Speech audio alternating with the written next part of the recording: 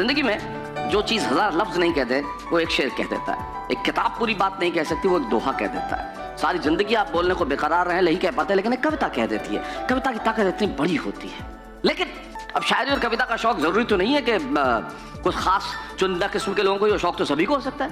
अब आप लिखे ना लिखे ये बात अलग है, टूटा फूटा भी लिखे तो शौक तो होता ही है। एक डॉक्टर साहब थे, चिकित्सक, अब उन्हें शायरी का भी शौक।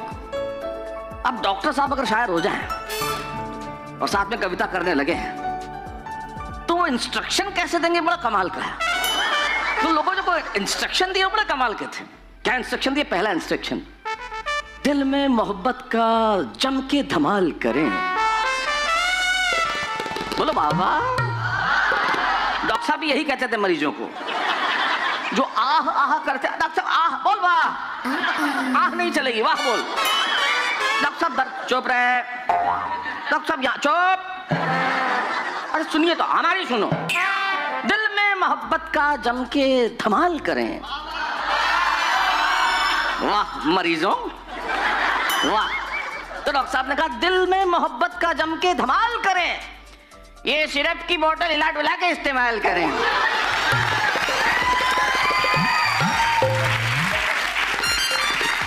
डॉक्टर साहब आगे चुप, मैं बोल रहा हूं। पर हम चुप, हम बोल रहे हैं। बंद करो तुम्हारी जुबान और बोलो मोहब्बत की बोली।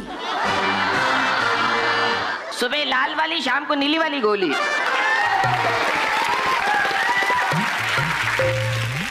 और डॉक्टर साहब फिर आगे, और मरीज आगे, डॉक्टर हमारी बात तो वापस कब आए? हम चुप। अरे वापस कब आ जाए? चुप, हम बता रहे हैं ये दिल मोहब्बत के लिए हमेशा रजामंद रहेगा। ये दिल मोहब्बत के लिए हमेशा रजामंद रहेगा। रविवार को अस्पताल बंद रहेगा। कुल मिला के सारे इंस्ट्रक्शन शायरी में।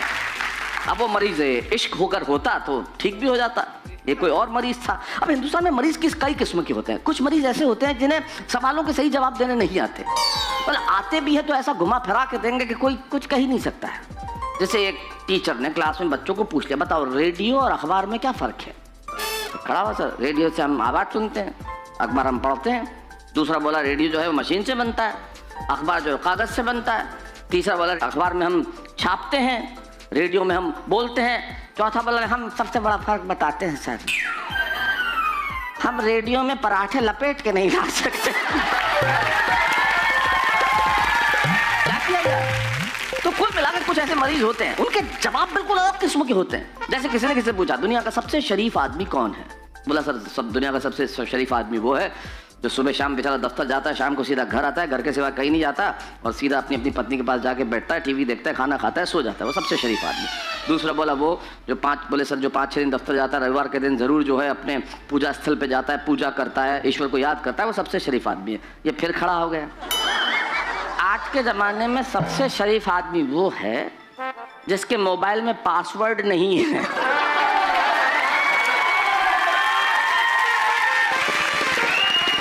और यहाँ तमाम वो शरीफ बैठे हुए हैं जिनकी मोबाइल में नंबर का पासवर्ड, पैटर्न का पासवर्ड, चेहरे का पासवर्ड कोई खोल के देख ना ले कि अंदर क्या क्या है, क्योंकि अगर ये खुल गया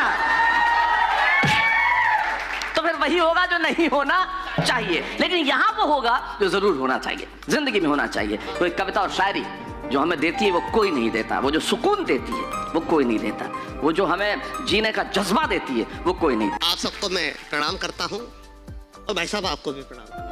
मैं कविता से आपको जोड़ने की कोशिश करता हूँ। झूठी सच्ची कविता है, उसका आनंद लेना। कि मेरी कविता की पहली लाइन झूठी, दूसरी एकदम सच्ची है। अच्छा, अब आप बताना कविता कितनी अच्छी है। बिल्कुल झूठी बात, मैं कुंवारा हूँ इसलिए हम अच्छे हैं। सच्ची बात, मेरी एक पत्नी और 2 छोटे छोटे बच्चे हैं।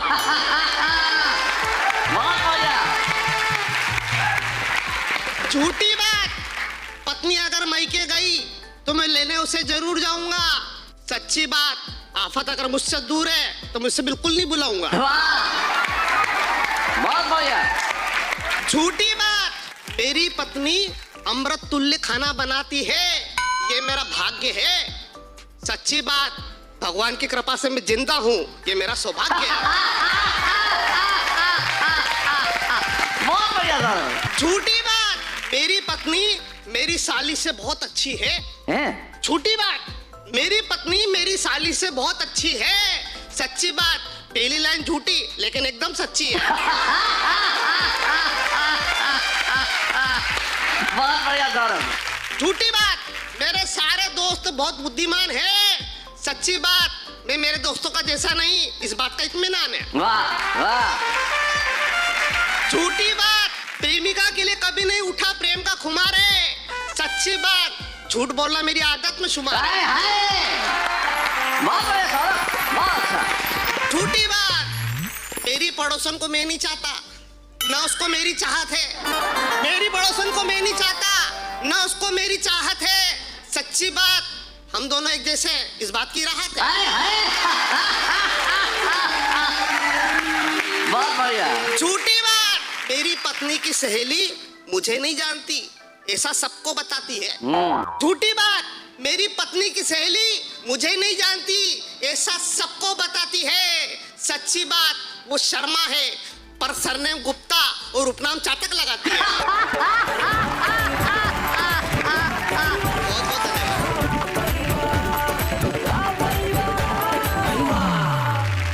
वाह गौरव, झूठ और सच जीवन में बड़ा कमाल के ये दो रूप हैं। लेकिन जिंदगी असल में ब्लैक एंड व्हाइट नहीं होती, बहुत सारे ग्रे एरियाज भी होते हैं, बहुत उथले रंग भी होते हैं। सब कुछ बिल्कुल गलत हो ऐसा नहीं होता, सब कुछ बिल्कुल सही हो ऐसा भी नहीं होता। जीवन में सच बोलना बहुत आवश्यक है, लेकिन किसी ने कहा है कि ये चीज सच बोलने से किसी को पीड़ा पहुंचती है तो शायद हम न बोलें। उस वक्त लोग अर्ध सत्य का सहारा ले लेते हैं। महात्मा गांधी कहते थे कि सत्य परेशान हो सकता है, पराजित कभी नहीं होता। लेकिन शादीशुदा जिंदगी की आदमी में जब पत्नी उनसे ये पूछ ले कि सब्जी कैसी बनी है, तब सत्य परेशान भी होता है और पराजित भी होता है।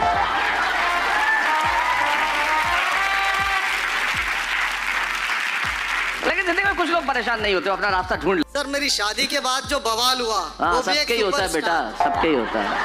शादी कह दो, बवाल कह दो, एक ही बात है। नहीं सर, मेरा बवाल अलग है। अच्छा मेरा बवाल हुआ एक सुपरस्टार अक्षय कुमार की वजह से। हैं? जी। अच्छा, उसने क्या किया? उसने क्या किया वो बताता हूँ मैं बताओ बताओ बताओ।